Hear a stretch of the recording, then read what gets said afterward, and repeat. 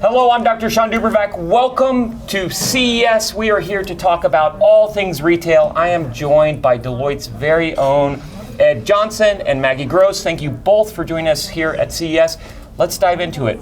From your lens, from the view of retail, what are some of the big trends that you see this year at CES? Yeah, Sean, I'll start. The biggest for me is what we talked about before we even got here, you and I. You said, Ed, you should come to CES because this is not just about whiz-bang innovations from technology companies that you can buy on shelf. It's about collaboration. It's about ecosystems of innovation. It's about the way that these technologies are influencing so many different products.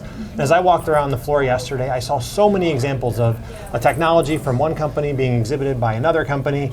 In fact, I heard a quip from the BMW executive that said there's more BMWs on display outside of their booth than there are in their booth. Right, because there's so many other auto tech manufacturers that are using BMW as the chassis, so to speak, to deliver their own innovation. So for me, that's the biggest thing. I think you see from that also the partnerships that materialize here at CES, how important those partnerships are across companies, and when you're bringing ever increasingly sophisticated technology solutions to market, you really can't do it alone anymore. You need to bring in lots of partners to make it work. Yeah. Maggie, what are some of your big observations? Yeah, I think a lot of people come to CES because they want to experience new technology and figure out how it's going to change people's lives. But as a marketer at heart, I'm looking at all of this and understanding, wow, this is going to completely transform the way marketing can work.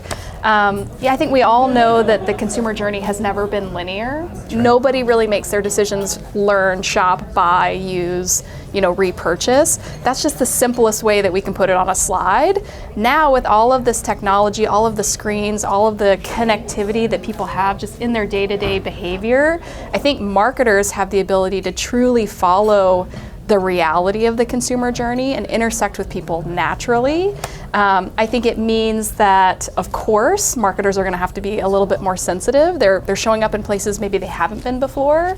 And so it's not necessarily about shouting for attention. It's about providing utility, giving people a reason to want to engage in sort of a personalized and relevant way. And I think all of these new technologies just give brands this amazing canvas to play on. Totally. Yeah, I think your point about the consumer journey isn't linear and it's not sequential really plays out here at CES. And you see companies trying to figure out, how do I truly meet the consumer where they're at? Yeah. And what does that mean when they're in the car or they're in a self-driving car? How does that start to change the narrative that we've been talking about for decades? What about when they're in their living room or they're in a commercial setting? So really meeting the customer where they're at, but in a totally new way because the technology has really shifted.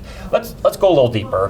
What are some real tangible examples that you've seen on the show floor that you think retailers should be paying attention to today? Yeah, I'll put this through the lens of the top priority for any retailer or consumer products company right now, which is something we call, at Deloitte, we call it mass to micro, which means basically it's our way of talking about personalization across that journey. And we can all look at the consumer base and say the consumer is more heterogeneous, bifurcated than ever before, right? Whether it's socioeconomic, it's religious, it's sexual identity, it's political preference, et cetera. There's so many different, I don't want to call them factions, but pockets of consumers today. And most of the companies that Maggie and I work with in the retail and consumer product space are built for scale, right? They're built to create a product, sell it in all the Walmarts in America or all of the Targets in America, and do it basically the same way. Right. Well, getting to those smaller pockets of demand is that evolution from mass marketing to micro marketing, from mass innovation to micro innovation. And as I walked around yesterday, I said to myself, there is no way that mass to micro can happen without the innovations on the floor here, right? And I'll give you a couple of examples. Wearing a fitness ring that tracks all my steps and knows how poorly I slept last night in my Las Vegas hotel room. Today, it's suggesting things to me, right? It's telling me to walk. It's telling me to, what to eat or, when to meditate.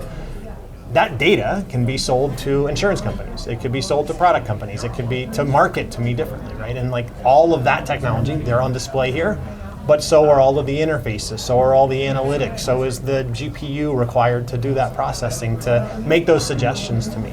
And even more real, is just some of the examples I've seen here around what the new, call it phygital retail environment might look like, the combination of physical and digital. Yeah. So we walked into a booth, and our eyes are drawn to a display. Unbeknownst to us, a camera is tracking us to see which display we're paying attention to. It's adjusting the content based on how engaged we are. The price tags that are being shown are displayed in using digital ink, and potentially could be adjusted based on how interested we are in the project, in the product that we're looking at. And like, that's the idea of mass to micro. And so combining the processing, the imaging, the display technology, the power technology, and also just the core product itself that someone's engaging with, and combining all of that together into an ecosystem to say, how do we make the best possible offer and put the best possible thing in front of that shopper, is what mass to micro is. And just, in every example that I looked at yesterday, I could see some of that coming to life. And the opportunity for, our retail clients and even our consumer products clients is to embrace that change, right? To really understand those innovations at the edge and to start stitching together the ecosystems of all of these innovators that can enable that journey for their shopper, and not thinking that they have to do it all themselves, right? And that they can really, embrace this innovation, embrace these new ecosystems, and do it differently. And that's a big message that we're trying to drive with this whole idea around mass to micro. Yeah, that's awesome. I love that trend. I love the way you framed that. Because at the end of the day, CPG companies, retailers, they don't want to annoy customers, right? Yeah. I mean, Maggie, you know this as a marketer. They really want to deliver real value, try to provide real information, but they don't always have all of the context that they need to deliver that. And so you mentioned screens that can help monitor engagement, attention, demographics.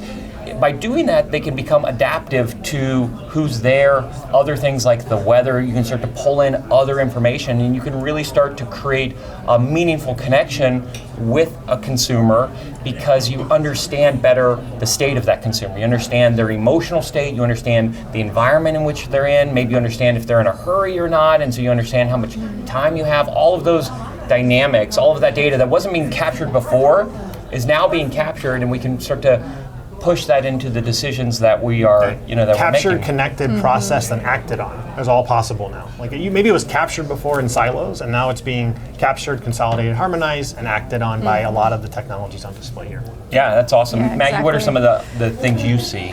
The thing that really struck me, I spent a lot of time just down behind us actually looking at some of the automotive innovation. And I believe that what I'm seeing is there is an emerging new sort of third space that is now available to marketers that before really wasn't. There's an entire industry in marketing around reaching people on their commute and in their car, the out-of-home billboards.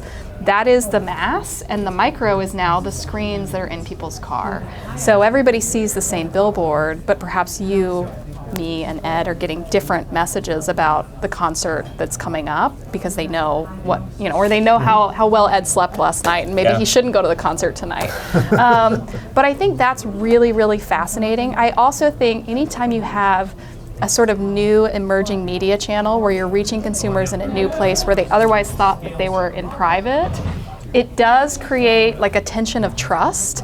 You have to be able, going back to that utility, you have to be able as a brand to, it's a mantle of responsibility. You have to be able to use that data and actually make somebody's life better, not just use that data to sell them something maybe they didn't really want. So it really does go down to, as Ed talks about, it's not just the collecting of data and using it for your benefit, but the collecting of data and using it to benefit the consumer at large and provide that utility again. Yeah, I think that's a really great point, and I've seen examples here using generative AI when it comes to marketing a brand where you can really customize it for the end user. And this speaks directly to your trend that you mentioned, Ed, of going from macro to micro, where today everybody might see the same image of a vehicle that's being marketed. But what if I don't live in an urban setting? Do I want to see a picture of that car in an urban setting? Or what if I don't live in the mountains? Why are you showing me a snow-capped peak behind that SUV? What if I could see that vehicle in an environment that I would drive it, so that I have a better understanding of what it would mean for me and really connect with me as an end user? Generative AI is powering those type of solutions. We've seen examples here at CES where you could take the reference image, the vehicle, don't manipulate that or change that at all, but change the environment in which it's in, creating a really customized experience. And then you really do get this unique experience. You become a market of one, but it's also a relevant market. And I think, Maggie, your point on trust is totally key, because we need to recognize, I think brands need to recognize that they're partnering with the end user. If they are manipulating or abusing the use of that data, then I think that there will be some real blowback, and that you'll see consumers shying away from those brands. But if they feel like they really are helping educate them, inform them, and we all want information as consumers, then they really can be a partner moving forward. So Sean, maybe a question for you. This has been eye-opening for me as someone who spends all of my time in retail and consumer products, just to engage with all of this technology. What advice would you have for maybe one of our clients that is in a non-technology category, like a personal care company or a food company, who maybe doesn't display here, but how could they get the most out of this show? Yeah, I think the big challenge with leaders in any industry, regardless of what industry you're in, is that you have often very deep domain expertise within your own space. If you're a retailer or you're in consumer packaged goods, you might know that industry very well. In fact, you probably know your brand very well, and in some cases, you've been with your brand for 20, 30, even maybe 40 years. And so you have deep expertise there, but you're not always paying attention to what's happening on the peripheral. You don't always know what's happening in other spaces. So the beauty of an event like CES is the serendipity. You can come and see what's happening in your industry, but you can also take a peek over the fence and see what's happening in some adjacent areas. And you can try to figure out, do we pull that technology, do we pull those solutions into our space? Do we see something happening in automotive that makes sense for us? Do we see something in automotive that's ultimately going to move into our area in 5 or 10 years? And so the other thing I think leaders need to start to look at is, what are the real options that we can start to put into place today to prepare for the technology that's going to inevitably come to us? If you look at some of the great disruptions as we move from analog to digital, I think they just didn't think it was going to impact them the way it was impacting other industries. It was easy to point at the music industry and say, oh, that's never going to come to us. We're at the newspaper industry. Everybody wants to have the newspaper delivered to their door.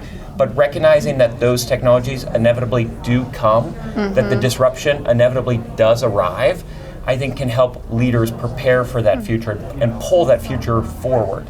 So I think that's another thing. And just adding one more is, we really have to connect the present with the future.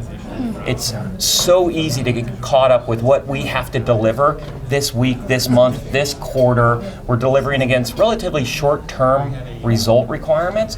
We're not looking forward to really understand what's coming, where the consumer is going to be, what the state of the consumer is going to be, how they're going to be reacting or interacting with our brands. And so being able to think about that future and pull it forward and start to prepare for that, I think is key. I love that. We talk a lot about something at Deloitte called industry convergence, which I've seen on display here. But basically, that idea is that if you're a food company, the space between a food company and a technology company and a wellness company is shrinking, right? And increasingly, financial services companies are having to understand the consumer in new ways, or technology companies are having to establish retail operations, right? And so we used to treat all of these industries as separate and discrete things, and we would have people that would go deep in each of those verticals and not necessarily across those adjacent opportunities. And what industry convergence is telling us and we're acting on is building cross-industry experts in these, call it consumer as a capability type topics, right? And that's been a big impact to the work that we do. And I see so much industry convergence here, right? And so I would just build on what you said to say, if you're a food company and you think that CES is about electronics, and since we don't consume electronics, you shouldn't be here, you're dead wrong. Because every food company should be a technology company. Every food company should be a data company, and every data company needs to process that data, act on that data, use technology to create that data, et cetera. So I think the convergence piece is real, and it's on display here. I mean, even thinking about the name Consumer Electronics Show, I think it's not the appropriate name for what this really is. It is a cultural show. We are here to observe the latest in technology, but what that really means is the cultural change that's going to come. And to your point, I think that's what's really fascinating, is it's not just a new piece of technology that the newspaper industry can ignore. It is a new piece of technology that maybe people are consuming in the music industry, but it's going to fundamentally change their lives, their perspective, and their expectations, and everything around them is going to shift, and brands need to react to that.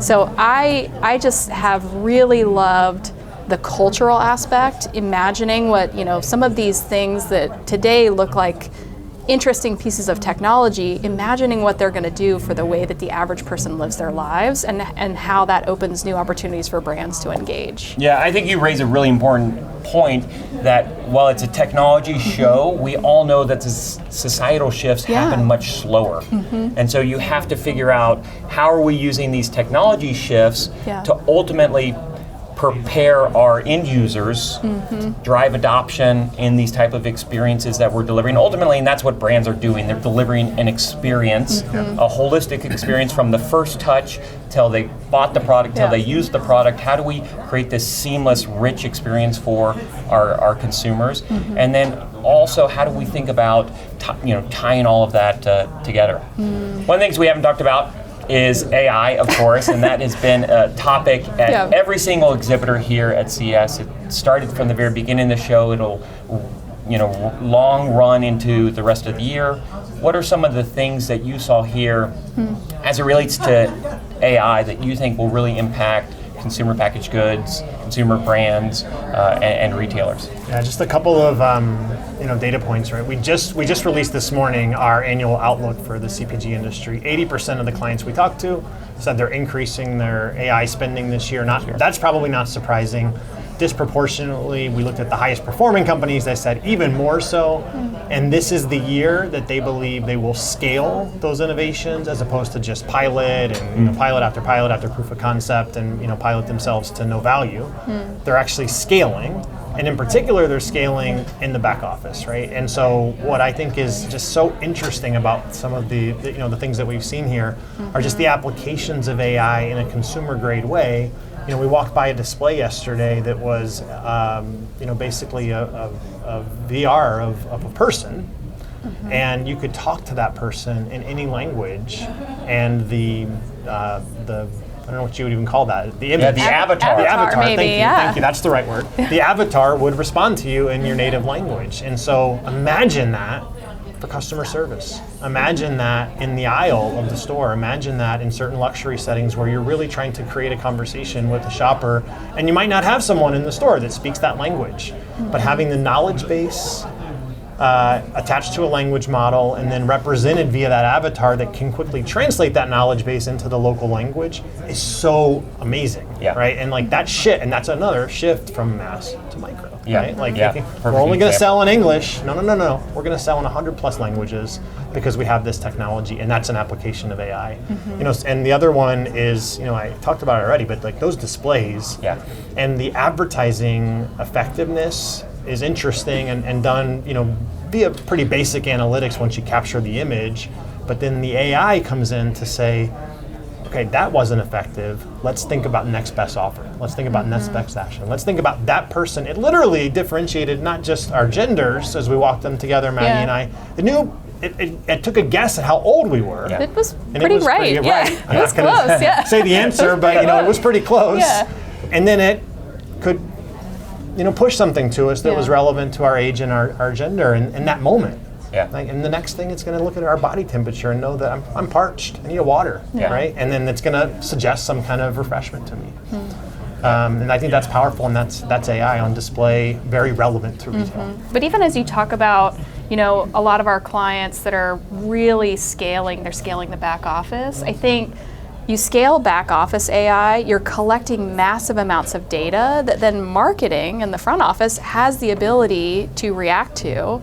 But in order to react to all of this data you're getting, you would have to quadruple, 100-fold your marketing department. How do you create the personalized, relevant content at scale for every single person that walks by your store with a team of people using Photoshop. Yeah. There's no exactly. way. The only way to do it is with Gen AI. Yeah. And then I think that has been really fascinating to me. My personal goal coming to CES was to just learn as much as possible about AI. It's been a personal journey I've been on for the last couple of years, but I wanted to figure out how can Gen AI make creativity better, make marketing better, make it more effective, make it more seamless. We've all had those ads or those experiences where you've just been like, oh, that didn't work.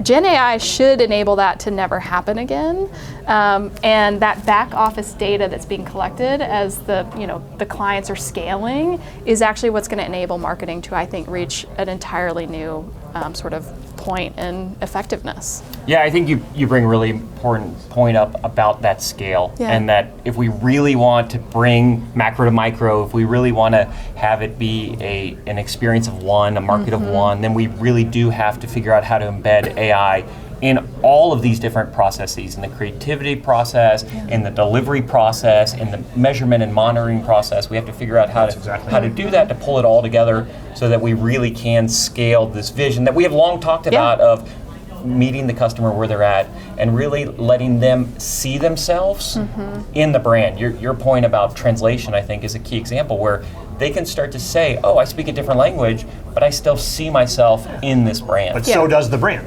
Yes, Yeah. Exactly. yes, Yeah. exactly. So as you think about CES, what are some of the things you would love to take home with you? Are there products that you gosh. wish you could take home? We've How talked a lot many about can I Yeah, list? it's already spent a lot of money in his head exactly on in my what head. he wants. All right, so I have a 6-year-old obsessed with construction and a 4-year-old obsessed with space. Yeah. So as I walked by the lunar excavator, definitely if I could afford it, that would be the one I would bring home. And then the most practical thing I think that I saw was these new transparent displays that literally look like a pane of glass, that are smart displays. You can interact with them, you can touch them. When you're not using them, they revert to clear, and when you're watching them, you can choose the opacity, and it's just really, really powerful technology that takes the black box away from the wall that's the eyesore that everybody hates, right? So it would be amazing to have one of those in my home. Yeah, Maggie, do you have some favorite I have a options? few. Yeah, I'm a runner, so there's a new sort of shoe that is Nike and Hyper Ice, and it's a recovery shoe. It looks pretty cool too, but it's like, you slide into that. Right now, a lot of the recovery stuff is sort of air pneumatic, and you kind of just have to sit on your couch. But to be able to, after a long run, put that on, walk around your house, I thought that was really cool. The other one that I think they're not necessarily showing it in this capacity today, but it gets me really excited, is the exoskeletons.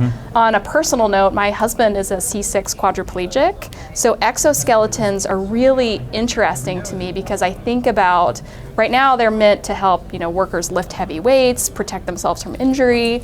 There are currently exoskeletons that are used for people with spinal cord injuries to kind of help them stand again. Typically, if you're not using your bones and you're not putting weight on them, you can develop osteoporosis and a lot of really health concerns.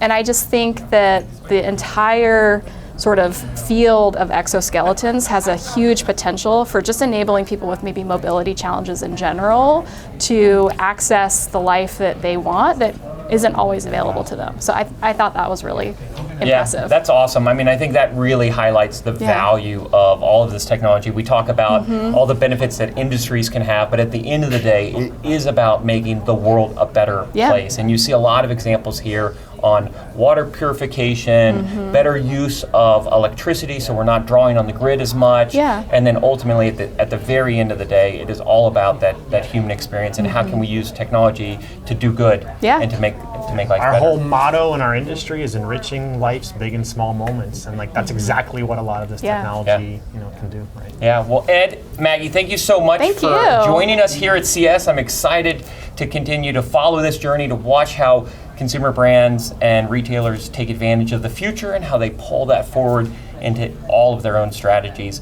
Again, I'm Dr. Sean Dubervac. We're here at CES. Thanks for joining us.